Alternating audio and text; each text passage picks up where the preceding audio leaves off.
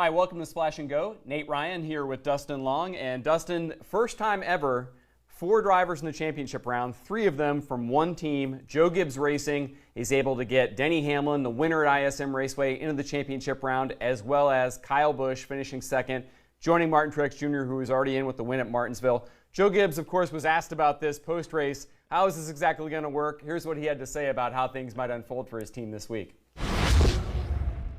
Obviously, this is the first time something like this has happened. I would say that there will be some separation this week. Guys will be making preparation. The crew chiefs in particular, we all meet, and we'll meet tomorrow. But I would say that will be different. But I think in our preparation and everything, there will be some division this week. And I would say at the racetrack, obviously, it's going to be our 3 teams going forward as hard as they can, each one of them. All right, so we heard there, Dustin, that obviously Joe Gibbs Racing has a way that they do things, and it's made them the most successful team in NASCAR. But as Gibbs said, there'll be a little bit of a separation this week in the way they do things. I think they're still going to be on the same page in terms of sharing information, but where do you think the line might be this week on how the Gibbs crew chiefs, who are competing against each other for the championship, will work together? Well, we were talking earlier, and I think you pointed out right, is that I think we've started to see it at ISM Raceway. What you were saying, the comment about Denny Hamlin not knowing what the 18 was going to do on tires on that last stop, and as you said, whether it was frenzied or whether all of a sudden the lines of communication suddenly went dark, I think we saw something there. I think when you get into a race situation, I think, if I'm Cole Pearn, I'm looking out for my team and myself, and if I'm Adam Stevens or if I'm Chris Gabehart, I think there is that line, and I think once you get to the track, maybe you don't help out. The information's there. Go find it yourself. I'm not going to help you find it. So, and I think that becomes the issue.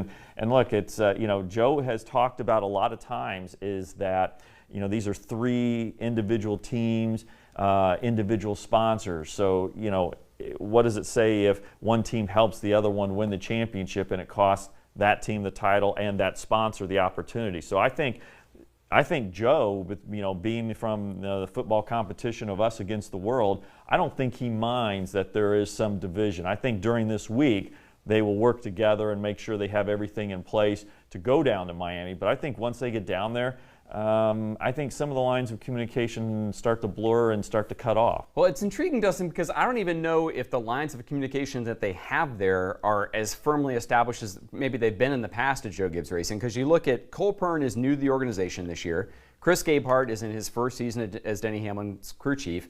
And Adam Stevens has only been Kyle Busch's crew chief since 2015, but really he's kind of like the dean of this group.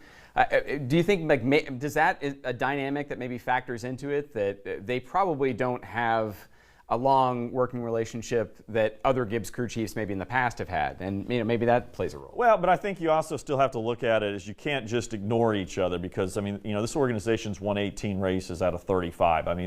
They've done it by working together. And I don't think I don't think you can do that by just having 4 separate organizations within your team structure and going off and doing their own things. I think you do that by getting everybody together and just defeating the rest of the field. So I think that's helped them get to this point to get these fast cars and to be able to be so good on all these different types of tracks. So I think that's worked, but again, I think once you get down to the championship, this is what you've worked for all year. This is what these sponsors invest so much of millions of dollars into your teams that they want.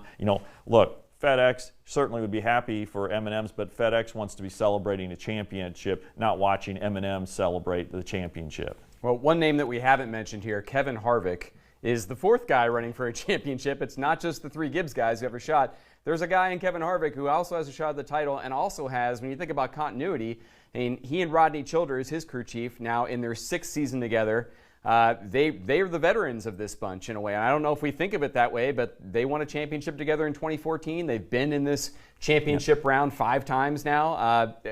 How do you look at their chances, and is it maybe an advantage that the Gibbs guys will be sort of working under the same roof, maybe awkwardly, while these guys can work against all 3 of them together? Well, there's a couple things I really like about Kevin Harvick and Rodney Childers with this group, and certainly, one of the things is Rodney's talked about in the past is how he just the stage racing for points, especially in the playoffs, is not his forte. He wants to go for wins. Hey, there's no points on the line. It's best finish.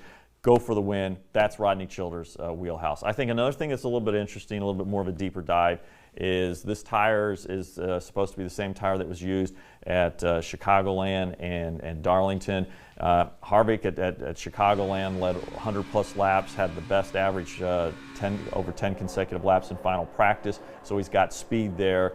I think it was a top 5 at Darlington, so very good car. I think what's interesting about that, with that team too, is you look at the how Harvick has qualified on the mile and a half and how he's been top 5, throughout the year, other than the Kansas race in the playoffs where they didn't have the opportunity to qualify, and so they started at the rear, but he's been pole, second, or third, so he's going to start off in good position, so now he can dictate the race, because you think about the Gibbs cars, with how they've not trimmed their cars out at much, they've started like 8th, 10th, 12th, 15th, or 20th in a lot of these mile and a half. So if that stays the same, then you've got Harvick dictating what's going to happen early part of the race, and that goes into how Rodney Childers wants to call a race and some of the things that he can do. So I think that could be an interesting thing, is watching how they qualify, where they line up, and if it sets up the way it's done, that Rodney and Kevin are going to be in a good spot to start with. Yeah, I agree.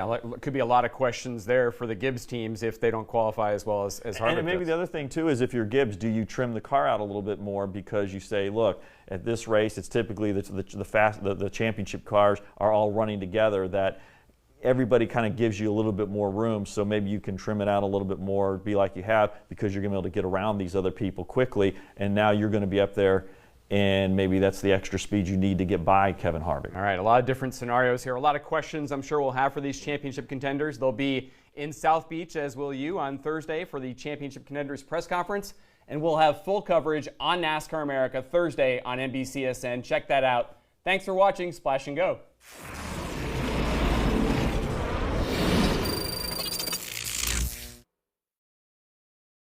Hey Motorsports fans, thanks for watching. Make sure you hit subscribe before you go for all the latest news and highlights across motorsports.